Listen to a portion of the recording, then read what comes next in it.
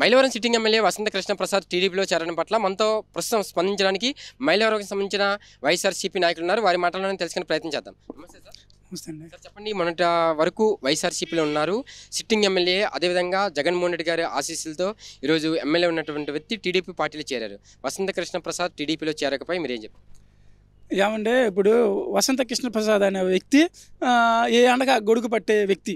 ఏంటంటే గతంలో party symbol పెట్టుకొని గెలిచాడు.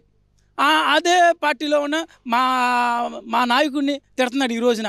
అతను ఏంటంటే ఏ అండగా గొడుగు పడతాడు అంటే అతను అన్ని డైవర్ట్ పాలిటిక్స్ అనమాట.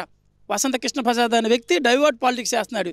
అంటే వాళ్ళ కులానికి, వాళ్ళ వర్గానికి, వాళ్ళ గూటికే చివరికి చేరాడు. గతంలో ఏమన్నాడు, నేను చివరి బొట్టు వరకు, నా చివరి ప్రాణం ఉన్నంత వరకు నేను వైసీపీలోనే ఉంటానన్నాడు.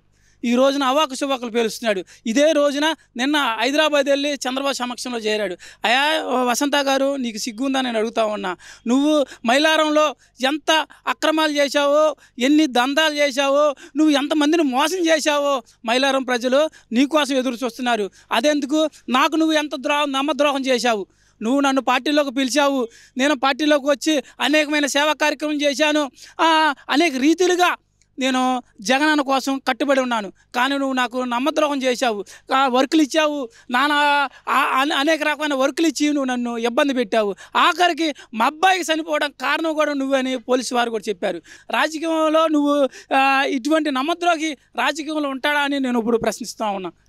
మైలవరంకి సంబంధించి టికెట్ అభ్యర్థిగా తిరుపతిరావు గారిని ప్రకటించారు. తిరుపతిరావు గారి గురించి ఏం చెప్తారు? కింద స్థానం నుంచి వచ్చిన వ్యక్తికి ఈరోజు ఎమ్మెల్యే అభ్యర్థి ప్రకటించారు, ఎలా చెప్తారు? సామాజిక న్యాయం జగనన్నతోనే సాధ్యం. ఈ రోజున బడుగు బలహీన వర్గాలకి జగనన్న తోడుగా ఉన్నాడనే నిదర్శనం మైలారంలో మా అన్న తిరుపతిరావు అన్నకి ఇవ్వడం మాకు చాలా గర్వంగా ఉంది. మేము తిరుపతిరావు అన్న గెలిపించుకుంటాము. ఒక పేదవాడికి నిరుపేదకి జరుగుతున్న యుద్ధం, ఈ నిరుపేద యుద్ధంలో తప్పక తిరుపతిరావు అన్న గెలుస్తాడు. ఎందుకంటే ధనికుడైన వసంత కృష్ణ ప్రసాద్ ఎంతమందిని మోసం చేశాడో, ఎన్ని రకాలుగా ప్రజలను ఇబ్బంది పెట్టాడో, ప్రజలు ఆయన రాక కోసం మేము చూస్తున్నాము. ఆయన రావాలి, ఇక్కడ ఆయన ఓడిపోవాలి.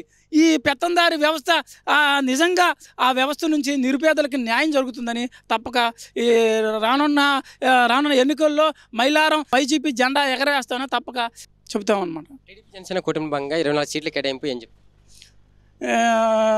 24 సీట్లకి పరిమితం అయ్యాడు పవన్ కళ్యాణ్. నీ సీట్ నువ్వు కూడా ఖరారు చేసుకోలేకపోయాడు. మొన్నే 5 సీట్లలో భాగంగా నీ సీట్ నువ్వు ఖరారు చేసుకోలేకపోయావు. నీ దిగజారు రాజకీయాలు మానుకుంటే నీకు మంచిది. నువ్వు చంద్రబాబును ఇడిచి నువ్వు ఏకంగా నువ్వు వస్తేనే కానీ నీ సీటు నీకు దక్కుతుంది. నువ్వు అసెంబ్లీ గేటు కూడా దాటిన పరిస్థితి, చంద్రబాబుతో కొమ్మక్కులో ఉంటే మాత్రం అసెంబ్లీ గేటు కూడా దాటిన పరిస్థితి, నిన్ను ప్రజలు చీకొడతారని సభకు తెలియజేస్తున్నాను. సమస్య లేని ఇల్లు ఉండదు, పరిష్కారం లేని సమస్య ఉండదు. బంధాలు గొప్పవి, బాధలు చిన్నవి. మీ సమస్యని మేము పరిష్కరిస్తాం. రండి, మాట్లాడుకుందాం.